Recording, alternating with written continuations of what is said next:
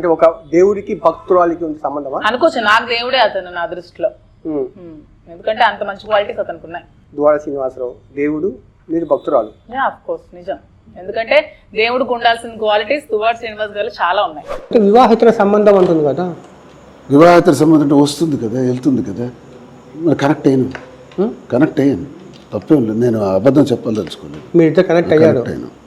మరి కనెక్ట్ అయ్యాను తప్పేం లేదు. నేను అబద్ధం చెప్పాలదలుచుకోలేదు. మీరు ఇద్దరు కనెక్ట్ అయ్యారు. మీ అందరికి నేను ఇప్పుడు ఒక చిన్న కథ చెప్తాను. అనగనగా టెక్కలి అనే ఒక సామంత రాజ్యం, అందులో ఉండే ఒక యువరానికి తన సమీప బంధువు పేదవాడైన ఒక యువకుడిపై మనసు పడింది. ఇద్దరు ప్రేమలో పడ్డారు. సహజంగానే పేరెంట్స్ నో అన్నారు. వీళ్ళిద్దరు జంప్ అయ్యారు, పెళ్లి చేసుకున్నారు. 30 ఏళ్ల పాటు వీళ్ళ కాపురం అన్యోన్యంగా సాగింది. చూడండి. ఒక్క మాట నేను చెప్పొచ్చమ్మా, మ్యారేజ్ నేను చేసుకున్నాను, ఆయన నాకు చేసుకున్నాను. వీళ్ళ ప్రేమకు అన్యోన్యానికి చిహ్నమే ఈ చిన్న డ్యాన్స్.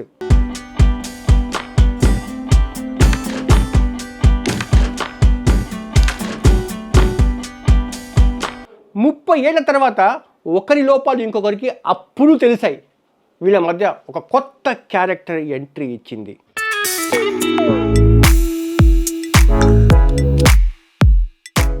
సీన్ కట్ చేస్తే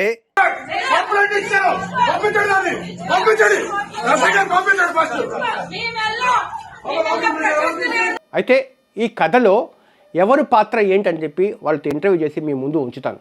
ముందుగా దీంట్లో ప్రధానంగా 3 పాత్రలు ఉన్నాయి. ఒకటి ఎమ్మెల్సీ దువ్వాడ శ్రీనివాసరావు, రెండవది దువ్వాడ వాణి వాళ్ళ వైఫ్, మూడవది ఆ అమ్మాయి మాధురి. ముందుగా నేను దువ్వాడ వాణి శ్రీనివాస్ వాళ్ళ వైఫ్ని పోయి కలిసా. ధర్నా చేస్తూ ఉంది ఆ సమయంలో వాళ్ళ పిల్లలతో కలిసి. చిన్నప్పుడు చూసావు కదా, ఇలాంటి బిహేవియర్ ఎప్పుడు లేదా మీ డాడీ దగ్గర? అస్సలు. నిన్న చూస్తే కర్ర తీసుకొని అలాంటి ఎప్పుడు సీన్ ఎప్పుడు చూసావా? అస్సలు మా చెయ్యి ఎత్తను కూడా ఎత్తలేదు. ఈ 28 ఇయర్స్లో 27 ఇయర్స్లో అస్సలు ఎప్పుడు ఎంత టైం అయినా, ఎంత లేట్ నైట్ వచ్చినా, ఎన్ని పనులు వచ్చినా మాతో మాట్లాడి మాతో టైం స్పెండ్ చేసుకొని అప్పుడే పడుకునేవాళ్ళు. లేదా మాతో మూవీస్ చూడడం. ఈ 29 ఇయర్స్లో ఇది నేను ఎప్పుడూ చూడలేదు. ఇప్పుడు నేను చూసాను. అంటే నాకు షాకింగ్ అనిపించింది. అప్పుడా నటన, ఇప్పుడా అనేది నాకు భయం వేసిందా ఆ క్వశ్చన్? భయం కన్నా బాధగా ఉంటుంది. ఇల్లీగల్ ఎఫైర్ అని మీరు అంటున్నారు, కానీ వాళ్ళు వచ్చిందంటే మన ఇద్దరి మధ్య స్నేహపూరిత వాతావరణం అంటున్నారు. నైట్ టైం సేమ్ సర్స్నే ఇక్కడ ఉండి ఈ ఇంట్లో అది ఏ రకంగా అనుకుంటారు చూసిన సొసైటీ. ప్లస్ ఇంట్లోన తన భర్త తన పిల్లలకు వదిలేసి ఇక్కడ మా ఇంట్లో ఆయనతో డే అండ్ నైట్ పడుకొని ఒకే బెడ్ ఒకే ఇది.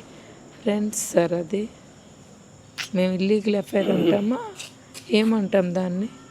విన్నారుగా, ఈమె ఆరోపణలు ఏమో వన్ సైడ్గా ఉన్నట్టుగా ఉన్నాయి కదా అని చెప్పి దువ్వాడ శ్రీనివాసరావు వాళ్ళ మదర్ని కలిశాను. భగవద్గీత పట్టుకొని ఉన్నాను. నాకే ఏది లేదు. మా ఇంట్లో ఎవరు చనిపోయినా కూడా కనీసం మా మరిది గారి భార్య ఎవరికి రానిచ్చేది కాదు. నేను ఎప్పుడు వాళ్ళ ఇంటికి వెళ్ళలేదు. టెక్కల విషయం నాకు తెలియదు. ఎందుకంటే ఆ పందిరిరాట రోజు వెళ్ళాను, కొద్దిగా అన్నం తిని వచ్చేసాను, అంతే నాకు తెలుసు. మా టీంతో మాట్లాడిన తర్వాత మాధురిని కలవాలని చెప్పి డిసైడ్ అయ్యాం. ఆమెతో ఇంటర్వ్యూ చేశాను. అయితే ఈ ఇంటర్వ్యూ కాస్త లెంతీగా ఉంటుంది, కానీ మీకు సంబంధించిన చాలా ప్రశ్నలకు ఆమె సమాధానం నివృత్తి అవుతాయని చెప్పి అనుకుంటున్నాను. నమస్తే. ఇప్పుడు నేను మాధురి గారి ముందు ఉన్నాను. నమస్కారం మాధురి గారు. మాధురి గారు, అన్ని విషయాలు నిజాలే మాట్లాడుకుందామా, లేకపోతే కాస్త 50-50 మాట్లాడు? లేదు, 100% నిజాలే మాట్లాడుతున్నాను. మీరు అన్ని నిజాలే చెప్తాను. కాన్ఫిడెంట్గా దేవుడి మీద ప్రమాణం చేసి చెప్తాను. దేవుడి మీద ప్రమాణం చేసి అంటే మీకు ఇబ్బంది లేదని నేను భగవద్గీత తీసుకొచ్చాను. ఏం చెప్పినా నిజాలే చెప్తాను. నిజాలే చెప్తాను. ఇది భగవద్గీత, మీ ఇష్టం. లేదు, నేనేం చెప్పినా ఇప్పుడు వరకు నేను నిజాలే చెప్పాను, నేను నిజాలే చెప్తాను కూడా. ప్రమాణం చేయలేదు. ఈ భగవద్గీత మీద ప్రమాణం చేసి మీకు అన్ని నిజాలే చెప్తాను. మీకే కాదు, చూస్తున్న ప్రేక్షకులు కూడా అన్ని నిజాలే చెప్తాను. ఇప్పుడు మీకు దువ్వాడ శ్రీను మధ్య ఉండే సంబంధాన్ని ఎలాగా భావించాలని, ఏ రకంగా అనుకుంటారు? అంటే నేనైతే మా ఇద్దరి మధ్యన ఉన్న సంబంధాన్ని ఒక హెల్దీ ఫ్రెండ్షిప్ రిలేషన్షిప్, ఒక హెల్దీ బాండింగ్ ఒక హెల్దీ ఫ్రెండ్షిప్ అని నేను అనుకుంటున్నాను. ఉదయం నుంచి మీరు ఆ ఇంటర్వ్యూలో మీరు ఇదే మాట చెప్పి అదే చెప్తున్నాను. చెవిలో అలా గిరగలుగుతుంది తప్ప మరి నాకు మీరు నిజాలే చెప్పాలి. నాకు అర్థం కాదు. మీరు నిజాలే చెప్పాలి. హెల్తీ రిలేషన్షిప్ అంటే ఏంటి? ఏ ఎలిగేషన్స్ వచ్చి అధిష్టానం వరకు వెళ్ళి నా పేరు చెప్పి నన్ను ఒక పావుగా వాడుకొని నా పేరు చెప్పి టికెట్ ఆవిడ పొందారు. అంటే శ్రీన్ గారి మీద ఎలిగేషన్స్ తీసుకెళ్లి ఈ శ్రీన్ గారు డిబేట్ అవుతున్నారు, మీ ఇద్దరు కలిసి ఉంటారా? కలిసి ఉంటారంటే ఎలక్షన్స్ ముందు 2 నెలలు నేను కలిసే ఉన్నాను. కలిసి ఉన్నారు కదా, ఒకే ఇంట్లో ఉన్నారా? ఒకే ఇంట్లో ఉన్నాను. ఇద్దరు మేజర్స్. అదే ఆయనకు డైవర్స్ కాలేదు, మీకు డైవర్స్ కాలేదు, ఒకే ఇంట్లో ఉంటుందని ఎలా అర్థం చేసుకోవాలి? అంటే నేనే కాదు, నాతో పాటు ఒక 20-30 మంది కాల్ సెంటర్ అమ్మాయిలు, అంటే మేము 24 hours కాల్ సెంటర్ నడిపాము. నేను నడిపించాను అనమాట. ఒక 25 మెంబర్స్ అమ్మాయిలు నేను అపాయింట్ చేసుకుని ఒక కాల్ సెంటర్ ని, ఒక 30 మంది అబ్బాయిల్ని పెట్టి ఒక ఐపాక్ టీమ్ అని, ఒక టీమ్ అని, అంటే సోషల్ మీడియా ప్రచారం కోసం గానీ రోజు కంటిన్యూస్ గా ఫోన్ కాల్స్, అంటే జగన్మోహన్ రెడ్డికి ఓటు వేయండి అని చెప్పి మేము రిక్వెస్ట్ చేసుకునే ఫోన్ కాల్స్ కానీ ఒక కాల్ సెంటర్ నేను అక్కడే ఆఫీస్ లో పెట్టుకుని నేను నడిపించాను. ఏమైనా ఎలక్షన్స్ ముందు ఏమైనా ప్రోగ్రామ్స్ చేయాలన్నా, ఏమైనా ఈ రాజకీయ పరమైన కార్యక్రమాలు ఏవి చేయాలన్నా దగ్గరుండి నేను అన్ని చేశాను. ఇప్పుడు సంబంధాలు అంటే అన్న చెల్లి సంబంధం, భార్య భర్తల సంబంధాలు, ఈ రెండు లేకుండా ఒక పవిత్రంగా స్నేహితుల సంబంధాలు. ఇప్పుడు ఈ మూడిట్లో ఏ కేటగిరీ మీది? ఫ్రెండ్షిప్ అన్న తమ్ముల సంబంధం నేను చెప్పను, ఎందుకంటే తను నాకు వరుసకు బావగారు అవుతారు. నేను అన్న తమ్ములని ఎలా చెప్తాను? నేను నాకు వరుసకు బావైన వ్యక్తి అన్న తమ్ముడు రిలేషన్షిప్ అని ఎలా అనుకుంటాను? మాధురి గారు మీరు చదువుకున్నారు కదా, వాళ్ళు సమాజం హర్షిస్తుందా ఈ సంబంధం? సమాజం హర్షిస్తుందా అంటే క్యాడర్ కూడా ఉన్నారు కదండి. నేను ఎలక్షన్ చేశానని చెప్తున్నాను కదా. నేను శ్రీని గారి కోసమనే కాదు, నేను జగన్మోహన్ రెడ్డి గారి పాలిటిక్స్ గురించి మాట్లాడడం, పాలిటిక్స్ కోసం నేను ఉన్నాను. నేను పాలిటిక్స్ కోసం అక్కడ ఉన్నాను. ఎలక్షన్ జరిపించడానికి 2 months చాలా వర్క్స్ ఉంటాయి కదా ఎలక్షన్ లో. మరి అతను ఎలిగేషన్స్ ఎదుర్కొని అన్ని ఫ్యామిలీ వదిలేసి ఒంటరిగా ఉన్నారు కదా. మరి నా వల్ల ఎలిగేషన్స్ ఎదుర్కొన్న వ్యక్తికి, రాజకీయాల్లో నా వల్ల ఇబ్బందులు వచ్చిన వ్యక్తికి మరి నేను సపోర్ట్ చేసుకుంటూ ఉండాలి కదా. నాకంటూ ఉన్న క్యాడర్ ని నేను నడుపుకుంటూ ఉండాలి, నాకుంటూ ఉన్న ఫ్రెండ్స్ ని నేను నడుపుకుంటూ ఉండాలి, సపోర్ట్ చేసుకుంటూ ఉండాలి. ఇద్దరి మధ్య పాలిటిక్స్ కాకుండా అదర్ దెన్ రిలేషన్షిప్ ఏం లేదా? అదర్ దెన్ రిలేషన్షిప్ ఫ్రెండ్షిప్ ఉందని చెప్తున్నాం కదా. మేము టెంపుల్స్ కి వెళ్ళాము, ట్రిప్ కి మేము వైనాడ్ వెళ్ళాం, అందరం కలిపి వెళ్ళాం. క్యాడర్ అంతా ఒక 20 మంది వెళ్ళాం, అందరం ట్రిప్ కి అందరం వెళ్ళి వచ్చాం. మధుర మీనాక్షి టెంపుల్ కి వెళ్ళాం. పెళ్ళైన వ్యక్తితో మీరు వాళ్ళ పెళ్ళయింది, మీరు ఇద్దరు కలిసి ఉండడం వల్ల మీ ఫ్యామిలీ లైఫ్ డిస్టర్బ్ కదా? ఆ కలిసి ఉండడానికి రీజనే వాణి కదా. ఆల్రెడీ ఫ్యామిలీ లైఫ్ అప్పటికే డిస్టర్బ్ అయిపోయింది కదా. ఆయన ఫ్యామిలీ లైఫ్ డిస్టర్బ్ అయింది కాబట్టి నా ఫ్యామిలీ లైఫ్ కూడా డిస్టర్బ్ అయింది. ఎందుకు? ఈవిడ చేసిన చెప్తున్నాను కదా, ఈవిడ రాజకీయ లబ్ధి కోసం, ఈవిడ టికెట్ కోసం నా మీద ఫాల్స్ ఎలిగేషన్స్ చేసి, ఈవిడ టికెట్ వచ్చిన టైంలో ఇంటింటికి వెళ్ళి మాధురికి శ్రీని గారికి రిలేషన్షిప్ ఉందని ప్రతి ఇంటికి వెళ్ళి చెప్పి, ఇంక్లూడింగ్ మా హస్బెండ్ కూడా చెప్పి, ఇంక్లూడింగ్ మా ఫ్యామిలీ కూడా చెప్పి, అలా చెప్పారు. ఓకే, చెప్పినప్పుడు మీరు ఆ అలిగేషన్ తప్పు అని చెప్పి నిరూపించుకోవడం కరెక్ట్ అంటారా? లేకపోతే నా పూర్తి నా ప్రశ్న సార్, ఆ అలిగేషన్ తప్పు అని నిరూపించుకోవడం కరెక్ట్ అంటారా? లేకపోతే ఆ వ్యక్తితో ఉండడం కరెక్ట్ అంటారా? తప్పు అని నిరూపించుకోవడానికి నేను 1 year ఇంట్లో ఉండిపోయానండి కంప్లీట్ గా. మీరు ఎవరికైనా అడగండి, 1 year నేను బయటికి రాలేదు. వాళ్ళు మీ హస్బెండ్ యాక్సెప్ట్ చేశారు మిమ్మల్ని? చేయలేదు. నేను అట్లీస్ట్ నిరూపించుకోవడానికి నేను 1 year ఇంట్లో ఉన్నాను. అంటే నేను కంటిన్యూస్ గా, అంటే నేను పాలిటిక్స్ కూడా బయటకు రాకున్నా, నేను ఎక్కడ కనిపించుకున్నా, ఈవెన్ ఏ ఫంక్షన్స్ కానీ దేనికి అటెండ్ అవ్వకుండా కంప్లీట్ గా 1 year ఇంట్లోనే ఉన్నాను. అయినా కూడా నన్ను బయటకు పెట్టి లాగినాడు. అయినా కూడా ఊరుకోలేదు.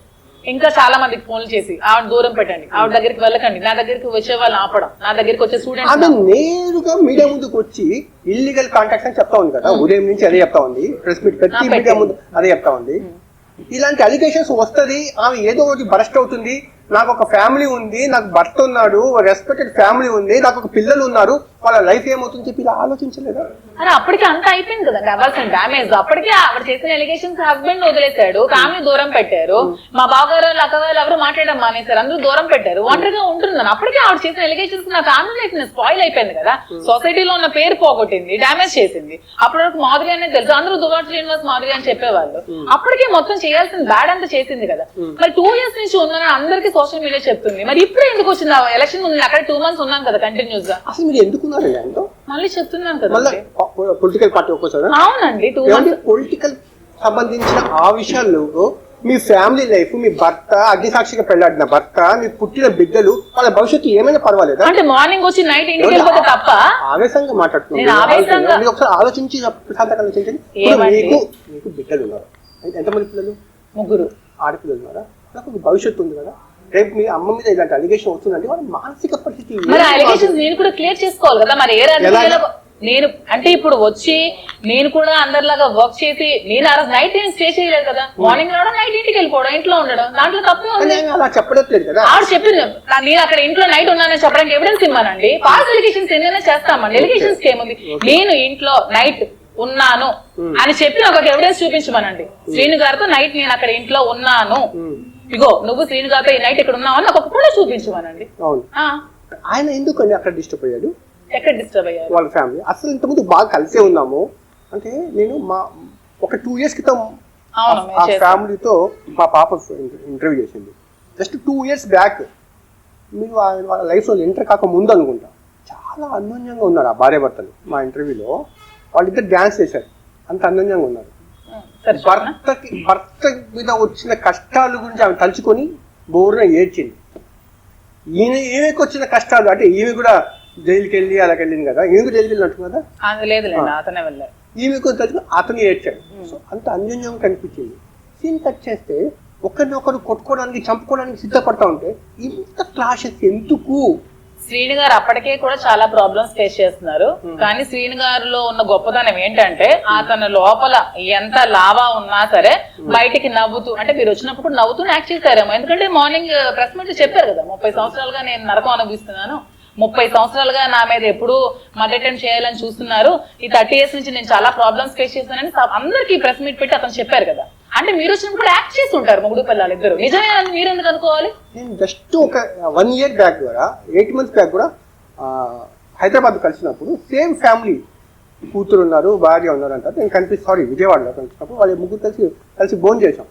అప్పుడు కూడా అన్యోన్యం కనిపించారు. అదే యాక్టింగ్ అనుకోవచ్చు కదా. రాజకీయంగా రాజకీయంగా అతను ఎప్పుడు కూడా రాజకీయంగా నేను ఉన్నాను కాబట్టి ఎన్ని ప్రాబ్లమ్స్ వచ్చినా ఇంట్లోనే ఉండాలి, ఫేస్ చేయాలని గడుపుతూ వచ్చిన వ్యక్తి. భార్యతో కన్న కూతుర్లతో యాక్టింగ్ చేసే మగాడు కన్నా కూతురుతో నేను అనట్లేదు, నేను ఆవిడతో మాత్రమే అంటున్నా. కూతుర్ల మీద అతనికి ఇప్పటికీ ప్రేమ ఉంది. ఈ రోజు కూడా అతను ప్రెస్ మీట్ డైవర్స్ ఇస్తాను కానీ నా వైఫ్ సాక్షిగా పెళ్లాడిన భార్యతో నటించిన వ్యక్తి మీతో నిజాయితీకి సంబంధాలు మెయింటైన్ చేస్తాను. ఇప్పుడు నేను నిజాయితీగా ఉండిపోతారు, నేను అతన్ని పెళ్లి చేసేసుకుంటాను, అతన్ని పెళ్లి చేసుకుని లైఫ్ గడుపుతాను నేను అనట్లేదు కదా. ఎవరు నిజాయితీగా ఉంటారు, ఎన్ని రోజులు ఎవరితో రిలేషన్షిప్ ఉంటారు ఎవరు చెప్పలేమండి. ఈ రోజు మనతో ఉన్న వ్యక్తి రేపు ఉండకపోవచ్చు, రేపు ఉన్న వ్యక్తి ఎల్లుండి ఉండకపోవచ్చు. ఈ లైఫ్ కి ఎవరికి గ్యారంటీ లేదు. మొన్నటి ఒక సంబంధం నాగ చైతన్య పెళ్లి చేసుకుని మంచి అన్యోన్యమైన దంపతులు విడిపోయి ఇప్పుడు నాగ చైతన్య ఇంకొక అమ్మాయిని ఎంగేజ్మెంట్ చేసుకోలేదా? దాంట్లో ఏముంది? వైఫ్ అండ్ హస్బెండ్ అనేవి ఎప్పుడు కలిసి ఉంటారో ఎప్పుడు విడిపోతారో వాళ్ళకి ఉన్న ప్రాబ్లమ్స్ ఏంటి తెలియదు. చాలా సంవత్సరాలుగా సఫర్ అవుతూ ఉంటారు. సఫర్ అయ్యి ఉండి ఒక పీక్ స్టేజ్ లో బస్ట్ అయిపోతారు ఏదో ఒక టైంలో. అలాగే స్టేజ్ బస్ట్ అయ్యారు. మీ ఇద్దరి మధ్య రిలేషన్ ఏంటో దేవుడు అడుగు, అది అడగడం ఏంటి అని చెప్పి నాకు భావ్యం కాదు, నాకు కూడా మనసు ఒప్పుద్దు కూడా అని చెప్పి.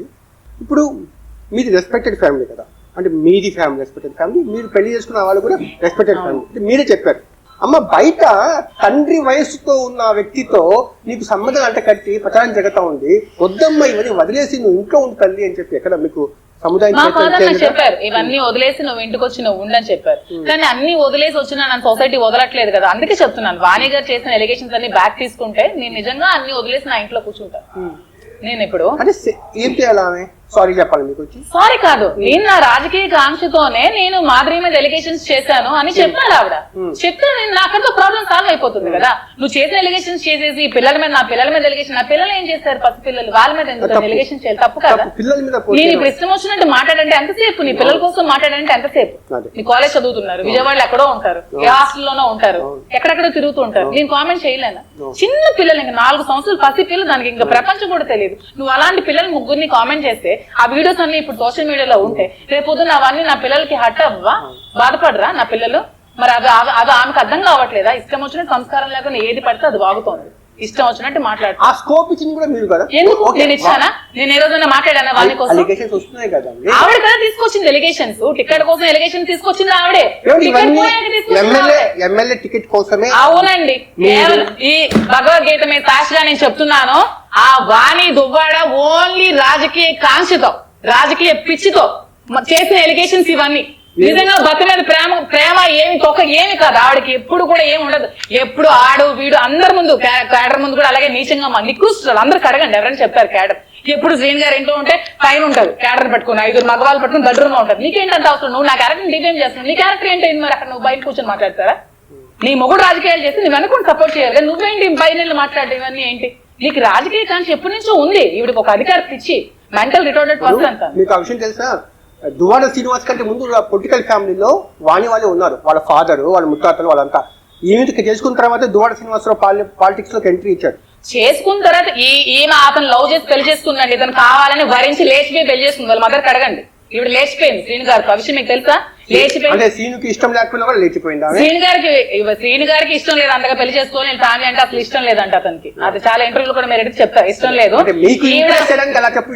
వాళ్ళ మదర్ కూడా చెప్తున్నారు కదా ఇంట్రెస్టెడ్. ఆవిడ కూడా చెప్పింది కదా, నేను లవ్ చేశాను, శ్రీను గారిని ఇష్టపడి పెళ్లి చేసుకున్నానని ఆవిడే చెప్పింది. ఆవిడ ఇష్టపడి లేచిపోయిందంట, లేచిపోయి పెళ్లి చేసుకుంది. ఎవరో వాళ్ళ ఫ్యామిలీ అటాక్ చేయడానికి వస్తే వాళ్ళ అత్తగారు పుస్తులు తాడేసి ఏదో కాపాడు ఏవో సీలు చేశారట. ఆవిడ లేచిపోయింది అతని గురించి. అతనేమి వీళ్ళకి రాజకీయ పదవి ఉందని అతనే వచ్చేలేదు, ఇతని కష్టంతో ఎదిగాడు ఈ మనిషి. మేడం, మీరు శ్రీను లైఫ్ లో ఎప్పుడు ఎంటర్ అయ్యారు?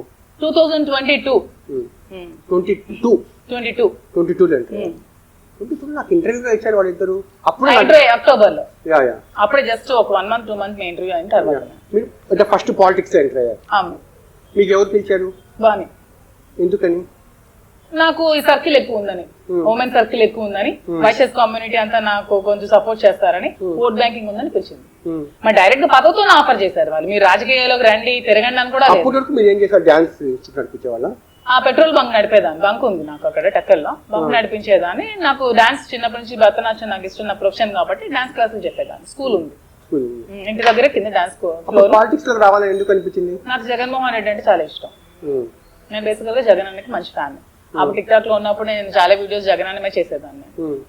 ఆ తర్వాత మీరు వచ్చారు, వచ్చిన తర్వాత అప్పుడు వచ్చిన పార్టీ జాయిన్ అయిన వెంటనే మీ ఇద్దరి మధ్య అలిగేషన్స్ వచ్చేసాయా లేకపోతే కొద్ది రోజుల తర్వాత? ఎందుకు వచ్చాయి? ఈవిడ పిలవడమే నన్ను అందుకోసం పిలిచింది. పొలిటికల్ గా చాలా మంది మహిళలతో అదే అడుగుతున్నాను నేను కూడా. వాళ్ళ మీద లేని మీ మీద ఎందుకు? అదే ఆవిడ దువ్వాడ శ్రీనివాస్ గారు, జాఫర్ గారు 30 years రాజకీయ ప్రయాణంలో ఇతని పెళ్ళయ్యాక ఏ రోజు ఏ మహిళతో మాట్లాడి ఉండరు కదా. చాలా మంది లేడీస్ ట్రావెల్ చేస్తారు, కొన్ని వేల మందితో లేడీస్ ట్రావెల్ చేస్తారు.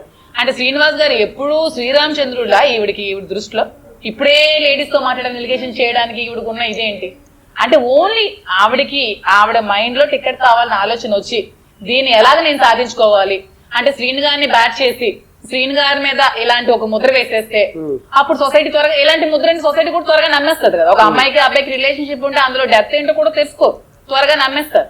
సో ఇలాంటి ఒకటి బురద చల్లడానికి ట్రై చేసి మేము ఒకసారి విజయవాడ వెళ్తుంటే వస్తుంటే కార్లు అందరూ ఉన్నారు, క్యారర్ ఉన్నారు, గన్మ్యాన్ ఉన్నారు, అందరూ ఉన్నారు. దాన్ని వీడియోస్ తీయడం, కార్లో వస్తూ ట్రావెల్ చేసి మనక ఇవన్నీ ఈ వీడియోస్ ని చేసుకోవడం, ఆవిడ ఉంచుకోవడం. ఇది జగన్మోహన్ రెడ్డి గారి పంచాయతీ వెళ్ళినప్పుడు అక్కడ ఏం చెప్పారు? జగన్మోహన్ రెడ్డి గారి దగ్గరికి, అధిష్టానం దగ్గరికి పంచాయతీకి వెళ్ళినప్పుడు నేను మన పిఎస్ఆర్ ఆంజనేయులు గారు, డీజీపీ గారు అనుకుంటా ఇంటెలిజెన్స్, అతనితో నేను మాట్లాడాను. అతను నాకు పిలిచి ఏంటి ఇలాగా వాణి ఎలిగేషన్స్ చేస్తుంది ఏంటమ్మా ఇలా అంటే నేను సోయన్స్ అని చెప్పాను, జరుగుతుంది ఇలా చేస్తుంది అంటే సరే నీ పన్ను చేసుకొని వెళ్ళు, నువ్వు నీ పార్టీ పరంగా నీ వర్క్స్ నువ్వు చేసుకో, సైలెంట్ గా ఉండంటే. అప్పుడే ఆ టైం తర్వాత నేను 1 year ఇంట్లో ఉన్నానని చెప్తున్నాను. కంక్లూజన్ మరి ఆవిడ ఎండ్ చెప్పాలండి, ఒక ఎండ్ లేదు ఏం లేదు, ఇష్టం వచ్చినట్టు వాగుతోంది. నాకు ఈ రోజు తెలిసింది వాళ్ళ అత్తగారు ప్రెస్ మీట్ చెప్పారు మందు తాగుతూ ఉందట. అంటే మందు తాగి ఇలాంటివన్నీ వాగుతుందేమో, మందు తలకి. ఒకవేళ ఆమె మీకు సారీ చెప్పడమో లేకపోతే వాళ్ళ పిల్లల భవిష్యత్తు కోసమో ఆమె వెనక్కి తగ్గాలనుకుని మీరేం చేస్తారు? మొత్తం శ్రీను గారిని వదిలేసి పక్కకి వెళ్ళిపోతారు? మరి తను సారీ చెప్తే ఆల్మోస్ట్ శ్రీను గారు సారీ చెప్పినట్టు, ఎందుకంటే ఇద్దరి మీద ఎలిగేషన్స్ వచ్చాయి. నన్ను క్షమాపణ కోరేదంటే శ్రీను గారిని కూడా క్షమాపణ కోరినట్టే. కూరలు ఫ్యామిలీ కలిసి ఉంటాను, నేనెందుకండి ఉంటాను. నా వల్ల ఎలిగేషన్స్ ఎదురైన వ్యక్తి అనవసరంగా ఒకలే ఉండిపోయారే అని మానవత దృక్పథంతో నేను అతనికి హెల్ప్ చేశాను. అతను ఫ్యామిలీ హ్యాపీగా ఉన్నారంటే నేనెందుకండి డిస్టర్బ్ చేశాను? ఫ్యామిలీ లైఫ్ డిస్టర్బ్ చేయాల్సినంత అవసరం ఏముంటదండి? ఫ్యామిలీ పిల్లలతో చక్కగా ఉన్నారంటే ఎవరు డిస్టర్బ్ చేయరు. ఏమంటారండి దువ్వాడ శ్రీనివాస్ గారు? భవిష్యత్తులో మళ్ళీ కలిసే అవకాశం ఉంది? ఈ రోజు తేల్చి చెప్తారండి. ఎందుకంటే నిన్న ఏ రోజైతే పిల్లలు ఆవిడ చంపడానికి వెళ్ళారో, ఒక కటర్స్ అవి పట్టుకొని, గున్పాలు అవి పట్టుకొని, డోర్స్ బద్దలు కొట్టేసి, తలుపులు కొట్టేసి శ్రీను గారి మీద అటాక్ చేయడానికి వెళ్ళారో, ఇంకా అతను కూడా డిసైడ్ అయ్యారు డైవర్స్ ఇవ్వడానికి. ప్రెస్ మీట్ పెట్టి కూడా చెప్పారు. పిల్లలు అంటే ఆ మదర్ పాయిజన్ తో పెంచినట్టుందండి, సేమ్ అలా ఆవిడలాగా. అంటే ఇతను కొంచెం రాజకీయాల్లో ఉండి పిల్లల్ని పట్టించుకోకుండా ఓన్లీ అంటే ఫైనాన్షియల్ గా చూస్తూ ఎప్పుడు 24 గంటలు ప్రజలతో ఉండిపోవడం వల్ల పిల్లలు ఈమెకి బాగా దగ్గరే ఉంటారు. అంటే ఈమె యాక్చువల్ గా ఆడపిల్లల తండ్రికి సపోర్ట్ గా ఉంటారు. మా ఫాదర్ కి అయితే మేము ఓరే అని కూడా అన్నాం. ఫాదర్ కి మనం ఎప్పుడు ఆడపిల్ల ఎప్పుడు కూడా ఫాదర్ సపోర్ట్ గా ఉండాలి. అలాంటిది ఎలిగేషన్స్ నిజంగా మదర్ చేసినా సరే, అమ్మ నువ్వు ఫాదర్ చూడండి, మా లైఫ్ ని మీరు రప్చర్ చేసి ఫాదర్ ని బయట పెట్టి మా లైఫ్ ని డిస్టర్బ్ చేయకూడదని వాళ్ళు కూడా చెప్పాలి స్టార్టింగ్ లోనే.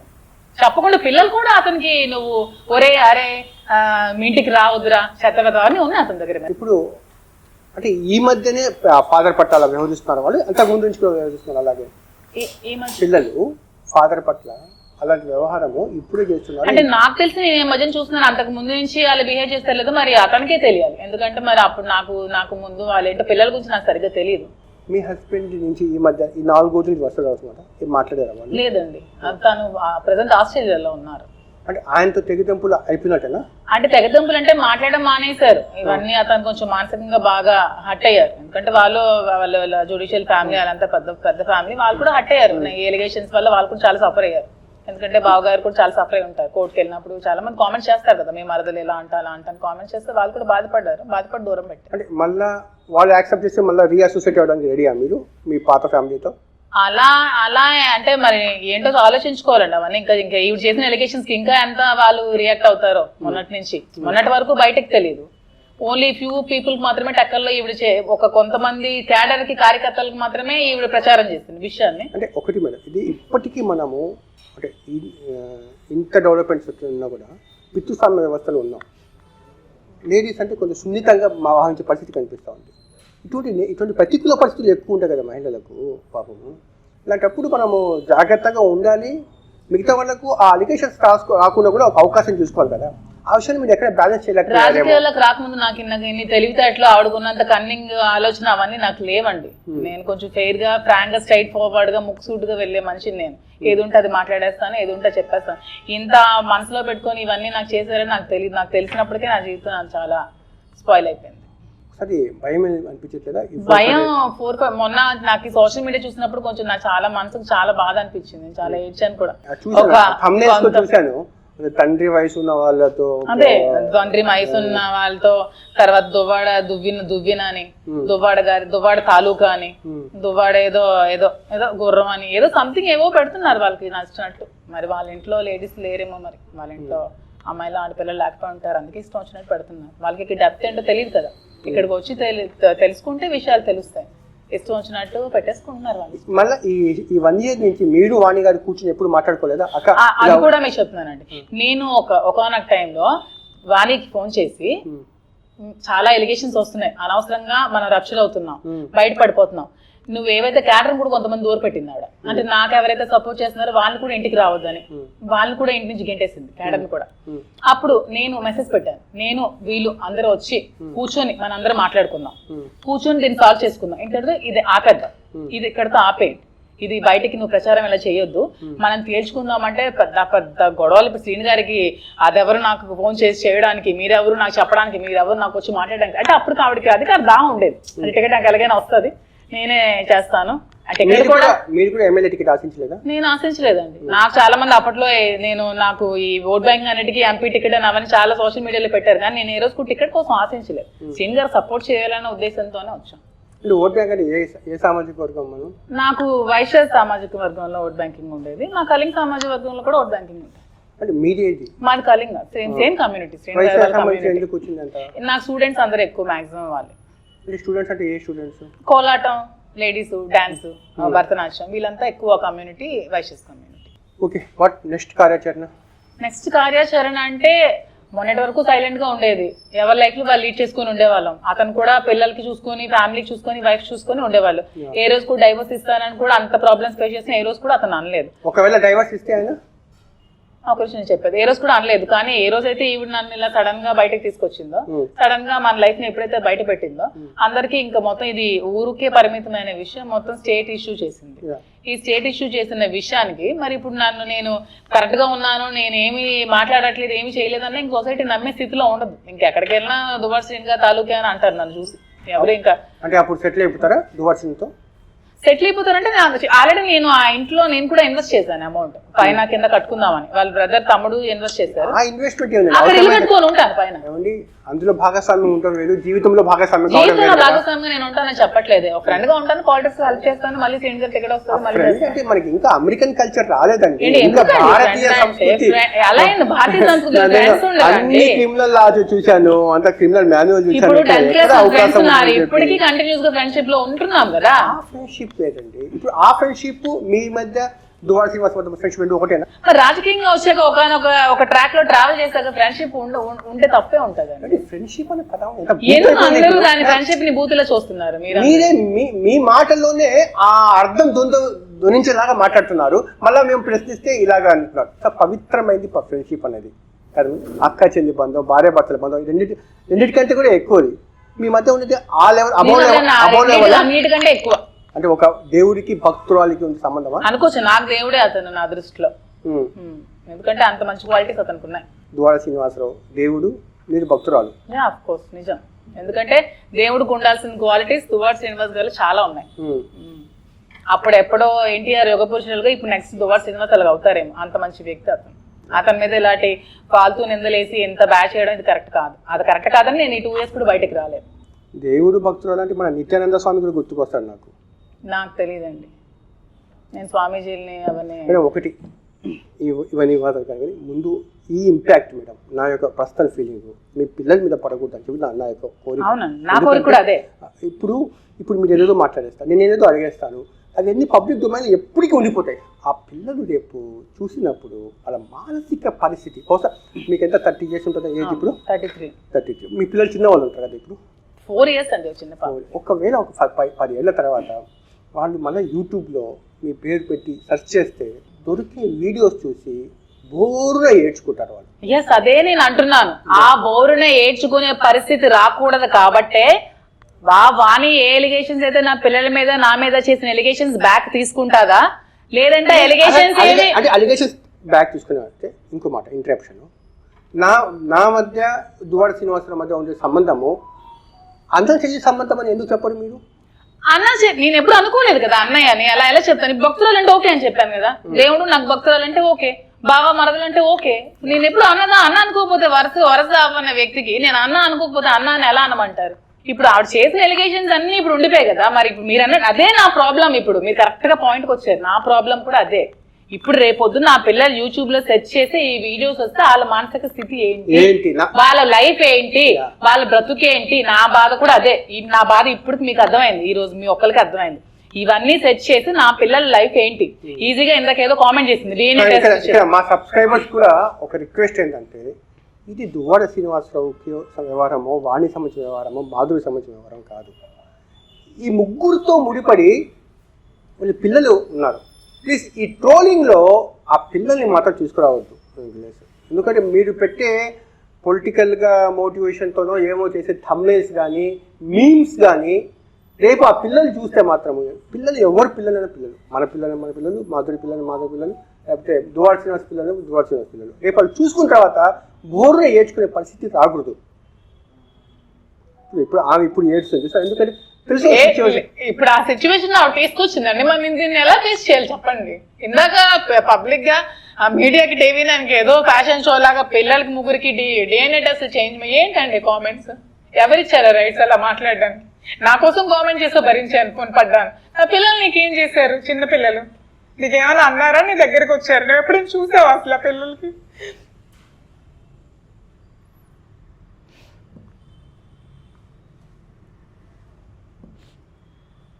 నా బాధ కూడా ఇప్పుడు అదే. ఇప్పుడు ఇవన్నీ యూట్యూబ్ లో ఉన్నాయి కదా, అందరు ఇష్టం వచ్చినట్టు పెట్టారు, ఇవి ఎప్పటికీ పోవు. సో ఇప్పుడు నేను ఎలాంటి డెసిషన్ తీసుకుని నేను ఎక్కడికో బయటికి వెళ్ళి నేను ఉండిపోతాను, నేను ఏమి చేయలేదు, నేను శ్రీనిగారితో నేను మాట్లాడేది ఉంటే ఎవరు నమ్మరు కదా. అందుకనే నేను ఇప్పుడు శ్రీనిగారితో ఉందామని డిసైడ్ అయ్యాను. అందుకే చెప్తున్నాను, నేను రేపు వెళ్ళి అక్కడే కూర్చుంటాను. నేను కూడా ఆవిడ ఏ పిల్లల్ని ఆ పిల్లలు ఎలిగేషన్ చేసిందో ఆవిడ సభాముఖంగా క్షమాపణ చెప్పమానండి, లేకపోతే నేను ఊరుకోను ఈ విషయం మీద. ఈ పిల్లల గురించి మాట్లాడే రైట్ అసలు ఆవిడకి ఆవిడ పిల్లనా? అమ్మాయికి చదువుకుంది కదా, డెంటల్ చదువుకుంది, ఓ పెళ్ళయింది, రేపు నీకు పిల్లలు పుట్టారు కదా. ఇలాంటి కామెంట్స్ చేయొచ్చు ఆ పిల్లల మీద? చెప్పండి మీరే. దువ్వాడ శ్రీనివాస్ పిల్లల మీద కూడా ఇదే రకమైన నడుస్తూ ఉంటుంది. వాళ్ళకి అవి తెలియట్లేదు, మరి వాళ్ళకే తెలియాలి. నేను చేయను కామెంట్స్, నాకు తెలుసు అన్ని విషయాలు, కానీ నేను చేయను. ఆడపిల్లల లైఫ్ తీసుకుని నాకైతే లేదు. నేను అందుకే వాణి గారికి నేను ఎలిగేషన్స్ చేయలేదు. ఆవిడ మీద కూడా చాలా ఎలిగేషన్స్ ఉన్నాయి. ఎందుకు రాజకీయంలో ఉన్నామంటే ఏ మహిళ మీద ఎలిగేషన్స్. చివరిగా దువ్వాడ శ్రీనివాసరావుని కలిసా, ఆయన్ని అడిగా ఏంటి కన్ఫ్యూజన్? వివాహాలు జరగలేదు అంటే ఆవిడేం చెప్తుందంటే వివాహితర సంబంధం అంటుంది కదా. వివాహితర సంబంధం అంటే వస్తుంది కదా, వెళ్తుంది కదా. మరి కనెక్ట్ అయ్యాను. తప్పేం లేదు, నేను అబద్ధం చెప్పదలుచుకోలేదు. మీరు ఇద్దరు కనెక్ట్ అయ్యారు, కరెక్ట్ అయినా అంటే శారీరకం కలిసి అంటే నాకు తెలుసు. నాకు ఎందుకంటే ఎప్పుడైతే ఇవన్నీ తాను ఈ సమస్యలన్నీ నా పర్సనల్ ఇష్యూస్, నా భోజనాలు, నా ఇంటి విషయాలు నన్ను వాళ్ళు వదిలేసిన నేను 2 సంవత్సరాల నుంచి చూడటం వల్ల ఎలక్షన్లో కూడా కొంత డబ్బులు ఖర్చు పెట్టింది, 2 lakhs వరకు ఖర్చు, 2 crores వరకు ఖర్చు పెట్టి కొంత హెల్ప్ చేసింది. అన్ని రకాలుగా ఉండటం వల్ల నేను నాకున్న ఒత్తిడికి, నాకున్న టెన్షన్కి, నాకున్న ఒంటరితనానికి నేను ఉదయం మొత్తం విన్నారుగా. ఇందులో తప్పు ఎవరిది, ఒప్పు ఎవరిది అనుకుంటున్నారా? నేనైతే చెప్ప. ఎందుకంటే అసలు ఈ స్టోరీ చేయడం కూడా నాకు ఇష్టం లేదు. ఎందుకంటే ఇటువంటి సంఘటనలు ప్రతి జిల్లాలో 40-50 సంఘటనలు ప్రతి నెల జరుగుతాయి. కానీ దువ్వాడ శ్రీనివాసరావు స్టోరీ మీద ఎందుకు కాన్సన్ట్రేషన్ అంటే అతను పొలిటికల్ సెలబ్రిటీ కాబట్టి ఒక చర్చకు దారితీసింది. అయితే నేను ఎందుకు స్టోరీ ముందుగానే చేయలేదంటే ఇది మహిళలతో కూడుకున్న వ్యవహారము, పూర్తిగా వ్యక్తిగతమైన వ్యవహారము. దీంట్లో మనం ఎక్కడైతే ఆ బ్యాలెన్స్ తప్పితే మనము ఆ సున్నితమైన ఇష్యూస్ని మనము డిస్టర్బ్ చేసినట్టుగా ఉంటుందని చెప్పి నేను చేయదలుచుకోలేదు. యాక్చువల్గా మా సబ్స్క్రైబర్స్ చేయండి, యాక్చువల్గా వాళ్ళతో ఇంటర్వ్యూ చేయండి అని చెప్తే నేను ఒకటే అనుకున్నా, నా వ్యూ అయితే చెప్పకుండా వాళ్ళ వర్షన్ని అయితే మేము ముందుకు ఉంచాను. ఇప్పుడు దీంట్లో తప్పెవరితో ఒప్పెవరిదో మీరే తేల్చుకోండి. అయితే ఇక్కడ ఏంటంటే ఒకటే నా వినతి, కింద కామెంట్ ఉన్నవాళ్ళు వాళ్ళ పర్సెప్షన్స్లో కింద కామెంట్స్ చేస్తూ ఉంటారు. ఓకే, ఒకటి మాత్రం దృష్టిలో పెట్టుకోండి, చిన్న పిల్లల జోలికి అయితే పోవద్దు ప్లీజ్. 2 చేతులు ఎత్తి దండం పెట్టి నేను రిక్వెస్ట్ చేస్తున్నాను. ఇప్పటికే మాధురి సూసైడ్ అటెంప్ట్ చేసిందని చెప్పి రకరకాల వార్తలు వస్తున్నాయి. మాధురి, మీతో నేను ఇంటర్వ్యూ చేసినప్పుడు మీలో ఒక స్ట్రాంగ్ మహిళ కనిపించింది, కానీ ఈరోజు వార్తలు చూసిన తర్వాత సూసైడ్ అటెంప్ట్ చేసిన అమ్మాయి అని చెప్పి ఇంత బలహీనురాలా అనిపించింది. కానీ తప్పు ఎవరితో జరిగిందా, అతనితో జరిగిందా, మీతో జరిగిందా, వాణితో జరిగిందా అనే విషయం పక్కన పెడితే ఇప్పుడు మీకు నమ్ముకొని మీ 3 పిల్లలు ఉన్నారు. వాళ్ళ కోసం మీరు చాలా ధైర్యంగా ఇటువంటి ప్రతికూల పరిస్థితులను ఫేస్ చేయాల్సిన అవసరం ఉంది.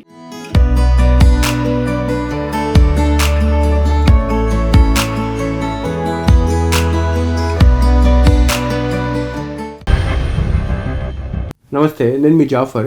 మీకు నేను మా టీం చేసే వర్క్ నచ్చితే మీరు సబ్స్క్రైబ్ చేయడం మర్చిపోవద్దు. సబ్స్క్రైబ్ చేయడంతో పాటు పక్కన ఉండే బెల్ ఐకాన్ కూడా ప్రెస్ చేయండి. 85% వాళ్ళు జస్ట్ ఛానల్ మీదకి వచ్చి కంటెంట్ చూసి వెళ్ళిపోతున్నారు తప్ప సబ్స్క్రైబ్ చేయట్లేదు. దీనివల్ల ఏంటంటే మేము తయారు చేసే కంటెంట్ మీ దాకా రావట్లేదు. మా రిక్వెస్ట్ ఏంటంటే ప్లీజ్ సబ్స్క్రైబ్. ఇట్లు మీ జాఫర్.